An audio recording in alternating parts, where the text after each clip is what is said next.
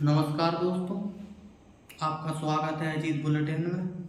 दोस्तों, आज हम जानेंगे क्या भारत को वीटो पावर मिल गया है। चलिए जानते हैं सच्चाई। दोस्तों, वीटो पावर वो शक्ति है जिसके दम पे कोई भी एक देश किसी भी बड़े फैसले को यूएन में रोक सकता है, और ये शक्ति अभी तक सिर्फ 5 देशों के पास है: अमेरिका, रूस, चीन, ब्रिटेन, फ्रांस। इसके लिए भारत काफ़ी समय से कोशिश कर रहा है, काफ़ी समय से वीटो पावर की मांग कर रहा है, स्थायी सदस्यता की मांग कर रहा है। और दोस्तों, अभी हाल ही के समय में कुछ ज़्यादा जोर दे के हमारे प्रधानमंत्री, विदेश मंत्री किसी भी अंतर्राष्ट्रीय मंच पर जाते हैं तो जोर दे के वीटो पावर की मांग करते हैं, और यूएनएससी में भी हमारे वीटो पावर की मांग होती है। अब दोस्तों, जब ये यूएनएससी 1945 में इसकी स्थापना हुई थी, तब इसमें 10 देश थे। 5 स्थायी देश जिनके पास वीटो पावर है, 5 अस्थायी देश जिनके पास वीटो पावर नहीं है। वो उनका कार्यकाल 2 साल का रहता है।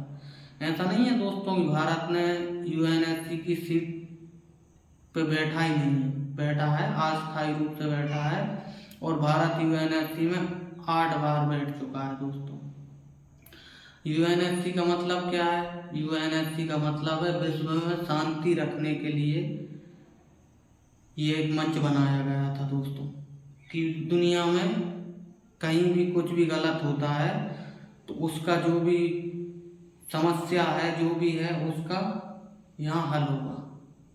अब आप एक चीज़ देखिए, भारत खुद एक शांति प्रिय देश है, उसे यहाँ सीट नहीं दी गई है। तो दोस्तों, 120 देशों ने भारत का समर्थन किया है कि भारत को यूएनएससी में सीट दी जाए, क्योंकि भारत खुद एक शांति प्रिय देश है। और दोस्तों, 120 देश जो हैं वो सब गरीब हैं, उनकी बात यूएनएससी में उठाई नहीं जाती। तो उनका मानना है कि भारत वो देश है जो उनकी बात यूएनएससी में उठाएगा।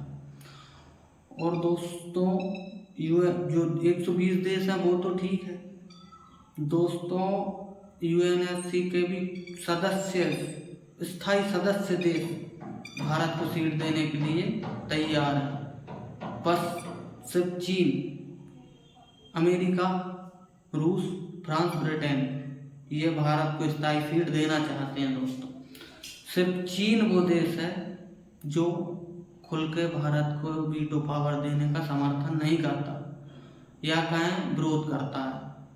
हाँ, चीन को स्थायी सदस्यता देने से प्रॉब्लम नहीं है।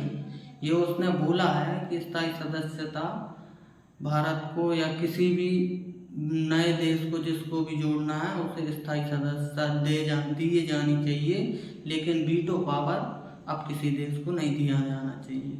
क्योंकि भाई दोस्तों, चीन का मानना है कि भारत को अगर वीटो पावर मिल जाता है तो एशिया में उसकी जो शक्ति है वो उसके बराबर पे कोई देश आ सकता है, तो वो भारत है। अब दोस्तों, वो तो ठीक, लेकिन भारत एक शांति प्रिय देश है। और अब चीन जो है ना दोस्तों, आप उसे देखेंगे जगह जगह, मतलब कहीं पे भी छोटी बड़ी समस्याओं में चीन इन्वॉल्व रहता है। भारत ये काम नहीं करता, और ये चीन यूएनएससी का स्थायी सदस्य है और भारत नहीं है। वो ठीक है, पहले की बात हो गई दोस्तों। 1945 में जब ये मंच बना था, तब जो वर्ल्ड वॉर 2 के विजेता देश थे और जो उस समय अर्थव्यवस्था में ऊपर थे, उन्हें स्थायी सीट दी गई थी दोस्तों। उन्होंने ही इस यूएनएससी का स्थापना की थी, और यही वो 5 देश हैं जिन्होंने ये यूएनएससी की स्थापना की थी, तो इन्होंने वीटो पावर ले ली।